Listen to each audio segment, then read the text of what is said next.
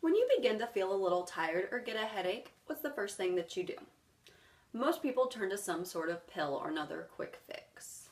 While these methods are easily accessible and work relatively quickly, do you really know how they're affecting you in the long run? The truth is that most of the time, these methods are doing you more harm than good. Today I'm going to introduce you to an alternative to this, a more natural way of preventing and curing these health concerns, and that gem is herbal tea. Herbs have been used for centuries for healing and many other things. The beauty with tea is that it provides you a way to get these herbs into your body by simply drinking them. I've been a firm believer in drinking herbal tea for many health reasons. I've done much of my own research, and on a good day I get to drink about 7 cups of tea a day, which I explore through different blends for my own personal health needs. To better help you understand why I and many others are such firm believers in the properties of the healing of herbal tea, I'm going to introduce you to the problem with the standard treatments for fatigue, headaches, colds, and cancer. And after we've talked a little bit about the problems, I'm going to offer you my solution, and that's choosing herbal tea. We'll investigate the types of tea that are best for these problems that I've lined out for you and the evidence behind the claims. I know that all of you out there want to take better care of your health, and here in just a short bit, you're going to have another trick up your sleeve to help you accomplish this. Our world is plagued by an abundance of health issues ranging from the most basic to the most deadly, and the best way to fight these conditions is not always what we first choose. Our nation is a sleepy nation, and we're fighting fatigue at every corner. In the 2014 coffee drinking trends, the National Coffee Association reported that daily coffee consumption remains strong and steady at 61%. Now, anyone who's ever drank coffee knows that you're either going to need to drink another cup or you're going to crash eventually. So this really is just a temporary solution for the problem of fatigue and is not treating it in the long run. Many individuals also suffer from stress on a daily basis, and this causes many headaches. Now, the go-to for a headache is some form of aspirin.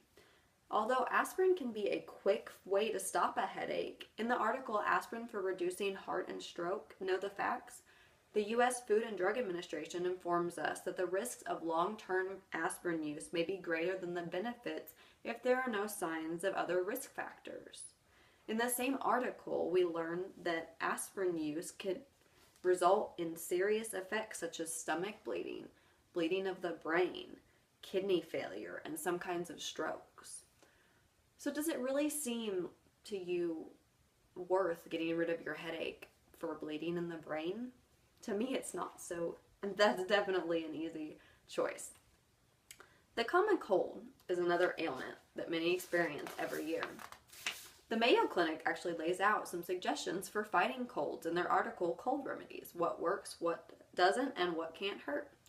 Although they do suggest over-the-counter cough and cold medications, they state that non-prescription decongestants and pain relievers often offer some symptoms relief, but they don't prevent a cold or shorten its duration, and most of the time have some side effects. And they do go on to say that if you continue taking this for a few days, it may actually make your symptoms worse. So, although it's supposed to be helping you, it could be hurting you as well. Cancer is a major problem in our world today. As the second leading cause of death in the U.S., it accounts for 1 in every 4 deaths, says the American Cancer Society. In Cancer Facts and Figures 2014, the American Cancer Center reported that in 2014, 585,720 Americans are expected to die of cancer this year. That is 1,600 people a day. As of now, there is no reported cure for cancer that is 100% effective.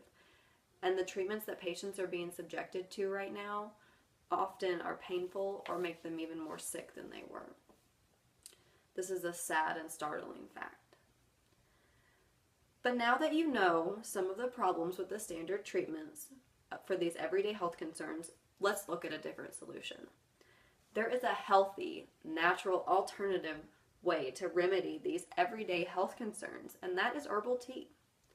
Teas are the ideal way to get the herbal properties into your everyday diet, and these are so crucial to your health. Native traditions all over the world have traditionally used herbs to treat illnesses. In 20,000 Secrets of Tea, the most effective ways to benefit from nature's healing herbs, Victoria Zack explains to us that it's been called the plant of the heavens, and for 4,000 years it's been valued for both its medicinal properties and as a drink of pleasure. More and more often today, scientists are returning to looking at these herbs for new sources of medicine. 20,000 Secrets of Tea also explains that many modern-day hospitals are including a naturopathic clinic as a part of their treatment facilities to offer a wider range of cures because they've realized that some of these options are not the best. If you're looking for a pick-me-up, instead of reaching for a cup of coffee, try green tea or yerba mate. According to the article Caffeine in Green Tea versus Coffee on Livestrong.com, 8 ounces of green tea has about 35 milligrams of caffeine, and our average cup of coffee has about 100 to 200 milligrams.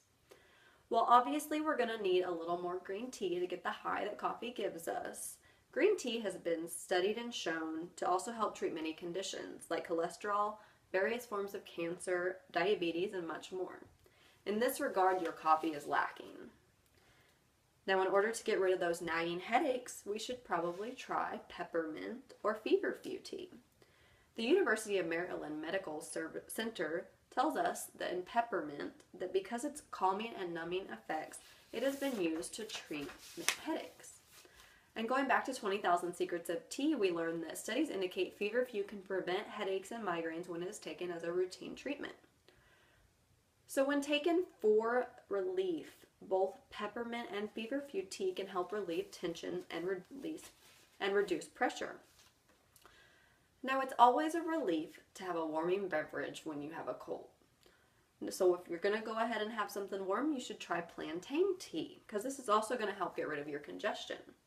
Plantain is known as the plant of healing, and it's fast acting at clearing out congestion brought on by that cold.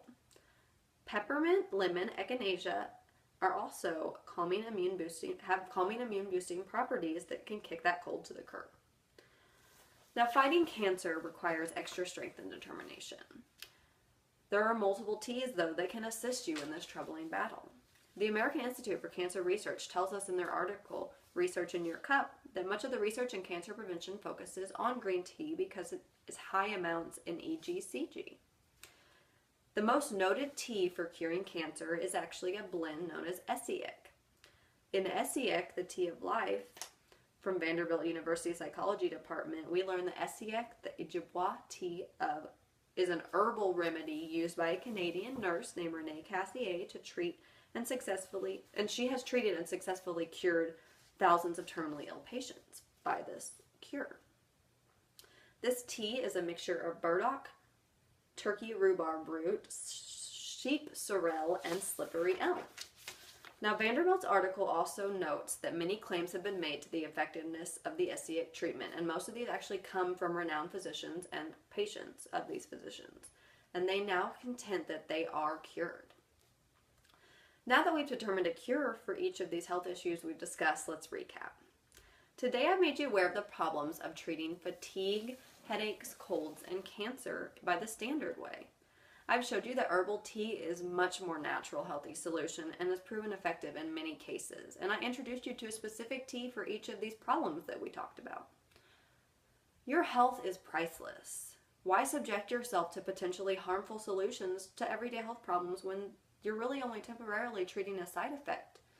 There is a better way, everyone. Do something good for you and drink herbal tea.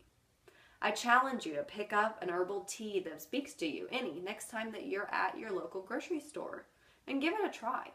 And then tell someone about your experience. It may not be what you expect, but it's worth a try. If it really speaks to you, do a little of your own research or buy a book. I've really only scratched the surface of all that herbal tea has to offer, and there's so much more out there to explore. It never hurts to try something new, especially when it could be good for you now and in the future. So give herbal tea a try. Thank you.